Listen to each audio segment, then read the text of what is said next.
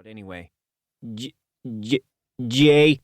And just when I think I'm going to make it through my name, Miss Wolfson interrupts me. It's okay, Jayson. It's my biggest pet peeve. You think you hate getting interrupted? Try on a stutter for a few days and see if you don't hate it 10 times more. To my surprise, a voice pipes up behind me. Let him finish. I turn around to look at the kid who spoke up. A girl I've never seen before is giving me a warm smile. She must be a new student. Is she making fun of me? No, I don't think so. I can tell when someone is mocking me. People aren't very good about faking a stutter because they don't know how it feels.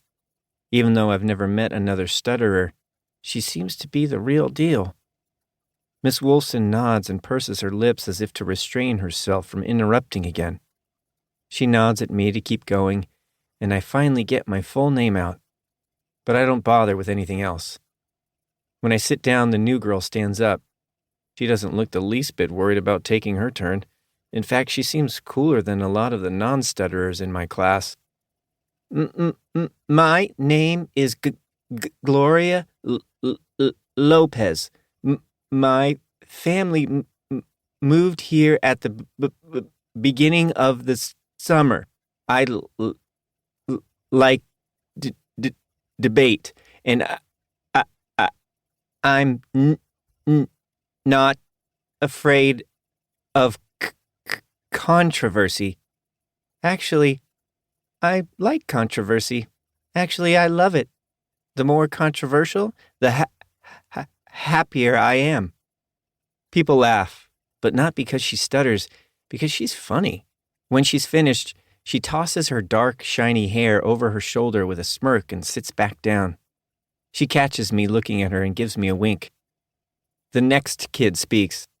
I'm Gino Roboto. I like to play soccer. There are a few students left to give their introductions, but I barely hear them. Who is this new girl, Gloria Lopez? I want to get to know her better. Chapter 2. Hoop.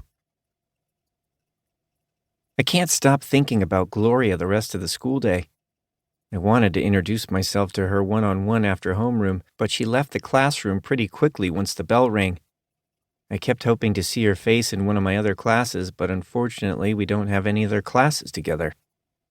Maybe tomorrow I'll get to homeroom early so I can talk to her. The last bell rings, and I head to the locker room to change into my clothes for basketball practice. It's about to be the best part of my day because 1, I don't have to talk much, just play, and 2, I get to hang with my best friend, Chuck. Chuck has a great sense of humor and we've always gotten along. We've played basketball together ever since we were little kids, and we've been on the same teams together almost as long. He's one of not that many black kids in our school. Once I've changed into my basketball clothes, I run into the gym where I see Chuck practicing his jump shot. Hey, Chuck, I say, grabbing my own basketball from the ball rack. Hey, Jayson, how was your first day? Pretty good. Just then, I notice Mac Gaines walking into the gym. Mac's the best athlete at school.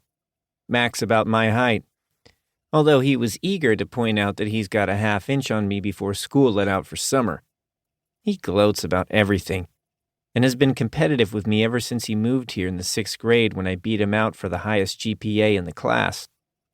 He's super popular, he has good grades, and is always a starter as a power forward. Everyone seems to like him, plus his dad is our town's mayor. I even once saw my favorite basketball player, Steph Curry, high-five Mac on ESPN when he was sitting courtside at the Warriors-Celtics game, and I was so jealous. Mac runs up to us. Can you dunk? He asks me right before he does. I've been trying? Mac fills in for me, bouncing the basketball up and down. Let him finish his own sentence. Chuck snaps, moving to slap the ball away from Mac. I don't have time to wait. Mac shrugs, dodging Chuck. He dribbles, hits a layup, and runs over to talk to Coach Croft. Mac gets on my nerves, but he and Chuck really don't get along. Chuck thinks Mac is stuck up, and he's not afraid to tell him so.